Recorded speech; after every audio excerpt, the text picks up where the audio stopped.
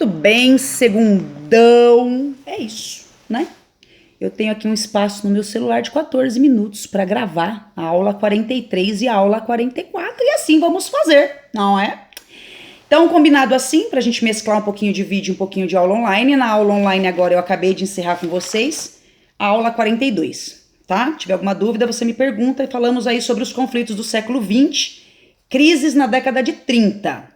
Consequentemente, essas crises vão levar a nosso maior embate, né? O nosso maior conflito, que é a Segunda Guerra Mundial. Nós já passamos pela Primeira Guerra, já passamos e sabemos que ela foi muito mal resolvida e que ela deixou uma baita de uma brecha que vai estourar a Segunda Grande Guerra Mundial aí, que é o módulo, que é o assunto das suas aulas 43 e 44, ok? Acompanha comigo então na página 324.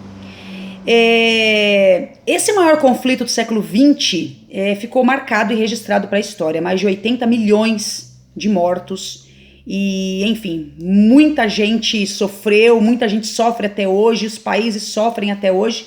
Então a gente tem esse grande embate mal resolvido pela Primeira Guerra. A Primeira Guerra ficou aí toda em cima das costas da Alemanha. Foi assinado um tratado chamado Tratado de Versalhes que culpava e responsabilizava toda a Alemanha pelo conflito, sabendo que não foi só a Alemanha que tinha participado.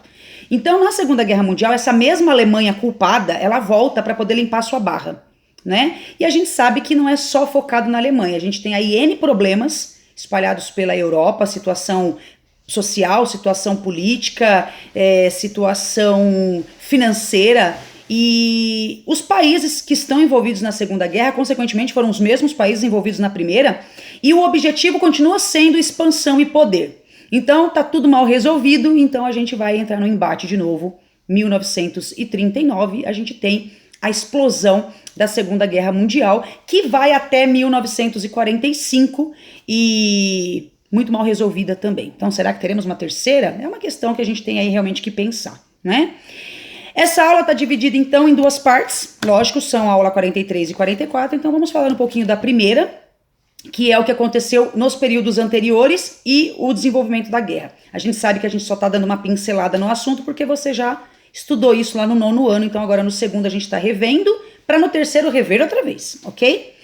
No início da Segunda Guerra Mundial, a gente tem aí um passo muito grande por parte da Alemanha. Então a Alemanha que foi expandindo mais do que lhe era permitido, então ela que dá o passo inicial para a Segunda Guerra Mundial, ela que começa a Segunda Guerra Mundial fazendo aí uma tática de guerra que a gente conhece como Guerra Relâmpago, Blitzkrieg, né? No idioma alemão, que eu sou super poliglota, né? Blitzkrieg significa guerra relâmpago, que são aquelas guerras muito rápidas, aquelas invasões muito rápidas que não dá tempo das pessoas reagirem. Viu? É isso aí, você fala de Alemanha, ponto, começa o pipoco. Então a gente tem a Alemanha dando passo inicial, marcando vários ataques, né, desse efeito surpresa, tanto por terra quanto por ar, né, pela aviação, sem deixar aí as pessoas darem tempo delas reagirem. Assim foi com a Polônia. Então em 39, o primeiro grande passo que a Alemanha deu em 39 para estourar a Segunda Guerra foi a invasão da Polônia. Por quê que isso tudo causou a Segunda Guerra? Porque a Alemanha era proibida de fazer invasões e ela invade a Polônia. Então isso causa a reação tanto da França quanto da Inglaterra, que tinham assinado o tratado dizendo que a Alemanha era proibida de fazer esses ataques. Então elas duas começam a reagir. Mas quando elas vão reagir, já é tarde demais, porque vamos combinar que a Alemanha está atacando por baixo dos panos sem ninguém perceber desde 34. 35, 36, 37, 38, ela tá fazendo as suas pequenas invasões. Em 39, ela dá um grande passo, aí que a galera vai perceber o que a Alemanha tá fazendo. E aí já é tarde demais, porque a gente já tá na guerra, tá? E aí começa efetivamente a Segunda Guerra Mundial. Então ela invade, como tá escrito aqui na primeira bolinha, a Polônia. Depois disso, sem ninguém perceber, tipo bem relâmpago mesmo, a Dinamarca, depois a Noruega, depois a Bélgica, depois a Holanda. Aí chega a vez da França, que é o que traz a França para o embate da Segunda Guerra, tá? Então a gente tem a reação francesa que traz a amiguinha, que é a Inglaterra, que vocês sabem que elas são rivais no campo político, mas elas estão tretadas juntas dentro da guerra, dentro de todas as guerras, né? Na Batalha da Inglaterra, os ataques aéreos alemães devastaram inúmeras cidades inglesas. Então você vê que eles a Alemanha, ela realmente mexe com quem não se deve, né? Mexeu com a Inglaterra, mexeu com a França, mexeu com as suas aliadas, então elas vão reagir e vão entrar no embate da Segunda Guerra Mundial. Na época a gente tinha um líder, né? O líder do governo inglês era o Churchill, e aí ele relutou bastante para entrar na guerra, mas enfim foi atacado, então teve que reagir. Organizou a permanência do país dentro da guerra, mesmo estando no momento frágil, porque acabaram de sair de uma primeira guerra, estão enfrentando toda uma conturbação daí da década de 20 e 30, né? Tem a crise de 29 que leva eles pro chão de novo, e eles estão frágeis, mas infelizmente eles têm que reagir, tá? E em 41, você vê, a guerra começou em 39, já estamos em 41. A conquista da Península Balcânica, a Alemanha então invade a União Soviética. É aí que traz a União Soviética para a guerra também. Então agora nós já temos 3 juntas: União Soviética, França e Inglaterra. Do outro lado nós estamos as 2 juntas atacando todo mundo, que é a Alemanha junto com a Itália. A Itália também está nesse embate aí. Diz respeito ao Pacto Germano-Soviético, foi um pacto que a Alemanha fez com a União Soviética de não agressão. Nem você me invade, nem eu te invado, nem você me agride, nem eu te agrido. Só que aí a gente tá falando de Adolf Hitler, né? O cara não respeita nada, então ele vai quebrar esse pacto e ele invade a União Soviética, deixando o Stalin assim, tipo, mas não era para você ter feito isso. Então, isso provoca no Stalin aí a reação dele. Então ele entra do lado da Inglaterra e a França já em 41 para essa guerra, tá? Um violento combate, a gente sabe que foi lá no fronte russo, os alemães chegaram a tomar até parte do território, mas eles ficaram esgotados. Por quê? Porque a gente sabe que a Rússia, além de grande pra caramba, ela é muito fria. Então a própria temperatura russa colaborou para essa derrotada aí, né? Essa derrocada e a derrota da Alemanha nesse momento. Nesse embate a Alemanha perde, que a gente até conhece como a Batalha do Stalingrado. A Alemanha perde por questão da temperatura. Muito frio, acho que os alemães não estavam esperando um frio tão grande na Rússia, e aí os militares russos acabaram aproveitando essa fragilidade dos alemães e o atacaram. Então, nesse momento, a Alemanha perde, o que provoca ainda mais a revolta dos russos para entrarem na guerra, tá?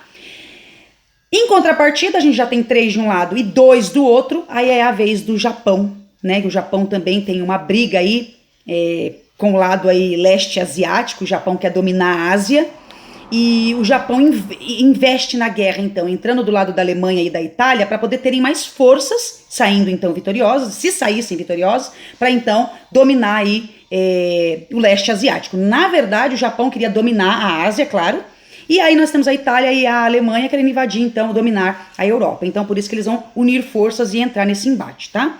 O Japão se aproveita de tudo isso que está acontecendo, né? E acaba aqui, desencadeando uma ofensiva contra suas possessões. Os japoneses, então, voltam-se para os territórios dos Estados Unidos, e a gente conhece bem essa história, quando o Japão ataca aquela base militar chamada Pearl Harbor, que ficava antigamente em uma das dependências da ilha do Havaí. Isso tudo é dependência dos Estados Unidos, então o Japão ataca essa base militar, provocando a reação norte-americana. Então a guerra vai se desenhando dessa forma. Então nós já temos de um lado Alemanha, Itália e agora Japão. Do outro lado nós temos Inglaterra, França, União Soviética e agora, né, aguardando a chegada triunfal do Tio Sam, do Capitão América, do Homem, do Superman, né, da Mulher Maravilha, do vencedor de todas as histórias em quadrinhos, que são os Estados Unidos. Ainda não entram nesse momento, a base de Pearl Harbor foi atacada ali em 41, né? A gente na história até acreditava que os Estados Unidos iriam entrar naquele momento, mas não, eles esperam o melhor momento, tá? Então daqui a pouco o Tio Sam chega na história, tá? A entrada dos Estados Unidos na guerra após o ataque de Pearl Harbor fortaleceu esse bloco de aliados. Afinal de contas, quando que eles entram? Eles entram só em 44, né? Eles entram no final de tudo, para desenhar o fim da guerra, porque é com a entrada dos Estados Unidos no bloco da Entente, né, dos aliados, né, que eles vão então finalizar essa guerra. A guerra termina em 45 e os Estados Unidos entram em 44. E como que a guerra termina? Qual foi o último ataque norte-americano? Aquela vingancinha, né? Eles atacam Hiroshima e Nagasaki, que são aquelas 2 superpotências que temos no Japão. E 160 mil mortos por segundo, né? Num segundo. Então a gente tem assim essa primeira parte da Segunda Guerra Mundial na sua página 324. Você tem um mapa que desenha direitinho aqui, ó, como foi desenvolvendo a guerra e os locais invadidos, tá? E a última bolinha do seu texto é muito legal da gente frisar. Então ficamos aí, Inglaterra, União Soviética, Estados Unidos, né? Fortalecendo o bloco dos aliados. Claro que a gente também tem a França, mas a França aqui tá bem fragilizada, então vai precisar de ajuda mesmo. E o bloco do eixo, e é assim que a guerra se divide, em dois blocos, né? Bloco dos aliados e o bloco do eixo. E o bloco do eixo quem faz? Alemanha, Itália, Japão. Por que eixo? Porque é o eixo das capitais. Berlim, Tóquio e Roma. Berlim, Tóquio, Roma, tá? Então é assim, essa é a primeira parte da guerra. Vamos aqui, essa primeira parte é de 39 até 41, tá? Essa parte da guerra a gente chama de ofensiva do eixo, porque só dá vitória do eixo. Só tem vitória aqui alemã, italiana e japonesa. Eles estão dominando tudo. Dá até a impressão de que a Segunda Guerra Mundial quem vai vencer são eles. Até 41. Porque agora de 42 para 44 a gente vai falar na parte 2 aqui, ó.